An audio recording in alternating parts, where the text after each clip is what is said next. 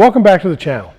If you've been following along with this 93 Mustang project, you'll know that we've been making some pretty steady progress on the restoration of the car, all the trim restoration. You know, we're almost at a state where I could start to take this car out and not be embarrassed. But one of the last things to do is the door handles. There's no excuse to drive around with horrible door handles, and frankly, there's really no reason to refinish them because they're not very expensive. This is a new door handle that I got for the car. Like I said, quite an inexpensive part. But let me talk about one of the key issues with this. From the factory, these door handles are put on with rivets, big rivets. And you can get the rivets and you can put it on with rivets. If you're going to put it on with rivets, you got to have a tool like this, right?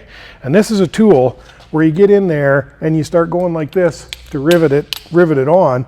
When that rivet pops, that tool skips and it'll skip across your paint. You'll be sorry you ever started with this, and you'll wish you did something crazy like repainted the door handles in place or something like that. So that's not a great option. If you're going to try it this way, make sure you have two guys, so you got a guy to hold the tool at the other end. Another problem you can get with rivets is if you don't get it pressed in tight enough, you can pop the rivet and the handle's still loose. So like I said, it's not a great option. A way that guys get around this rivet problem is they just use a 1/4-inch bolt, but it never quite looks right if you have a hex head bolt on the outside. So what's the solution? Use button heads. This is a little 1/4-inch button head, black anodized, like the door handle is. Uses a hex key in the end. Then we'll use a little 1/4-inch lock nut. This is a stover. You could also use a nylock. So we're going to go ahead and drill out the rivets, install the new handle with button heads. We'll have a nice clean looking job. The button heads look a lot like a rivet, so from the outside you're going to have to look very close to realize that it's not a factory type job.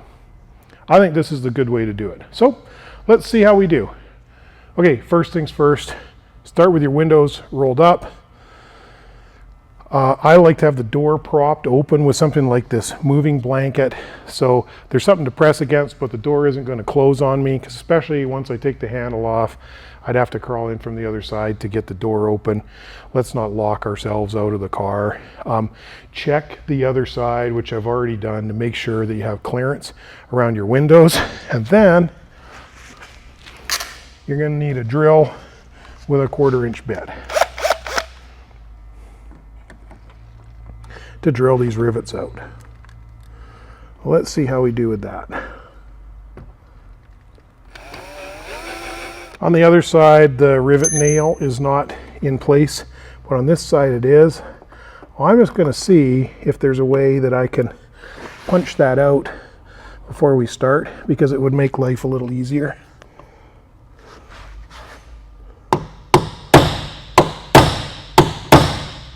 These aren't wanting to drill out that easy, and I'm afraid I'm going to damage the paint.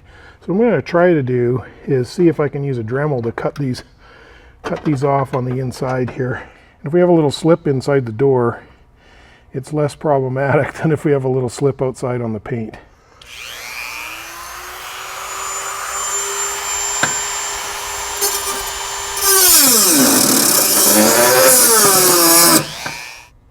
I couldn't punch or drill the ones on the driver's side out here with any certainty. So I used a die grinder, an air grinder, on the inside of the door to burn those out, and we'll try and punch them out from the inside. Okay, now we got to disengage this from the rod. We'll just push the rod down. That'll disengage it.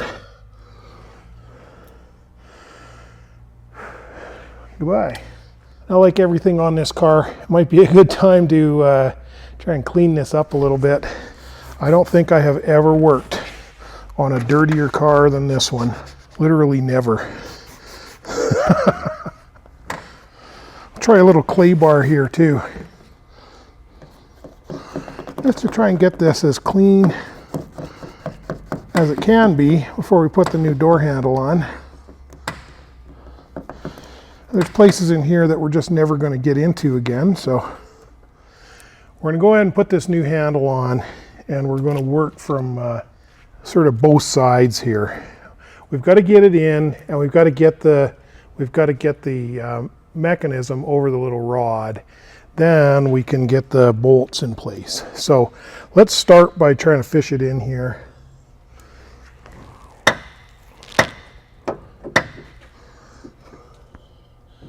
Gently. And we're going to push our rod down and stick it up through there. Okay. That's good.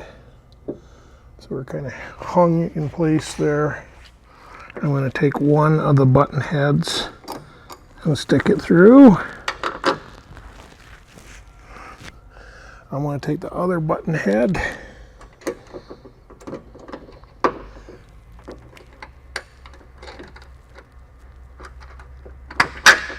stick that through.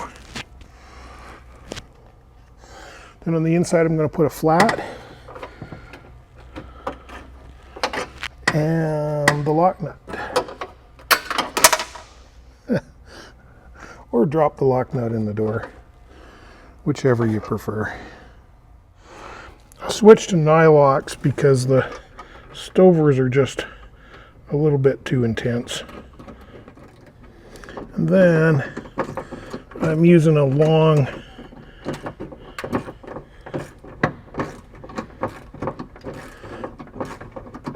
.5/32 ball nose hex key with a quarter drive ratchet on the outside and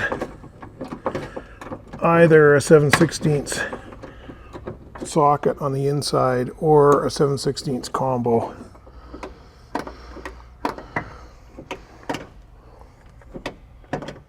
That all looks like it moves good. Lots of clearance. Let's see if it opens and closes the door. Okay, that's done. Door opens and closes. No problem. The hardest part was getting the rivets out. I ended up using a 1/4-inch die grinder like this with kind of a ball nose long extension on the inside, carbide bit on the inside, to get the rivets burned out on the inside because I could not drill them out. They had the nails still in them on this side. I couldn't punch the nails out. It seemed like the least damaging way to get at it was from the inside. I know the other side doesn't have the nails in there. They'll probably drill out fine. Yours will probably drill out fine, but you can always go to the die grinder on the inside like that. If you do, be careful because they want to skip, so you got to have a good handle on it.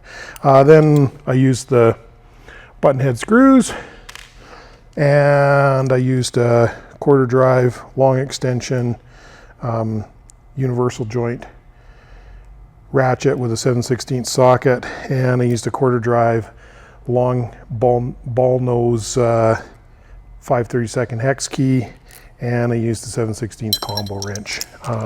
And that combination managed to get all this together without any real issue. Besides being a one-man job that's got way less damage potential to the car, those little button heads look a lot like the rivets. So you're going to have to look really close to realize that that isn't riveted if you're trying to look for factory originality. Hey, thanks for watching.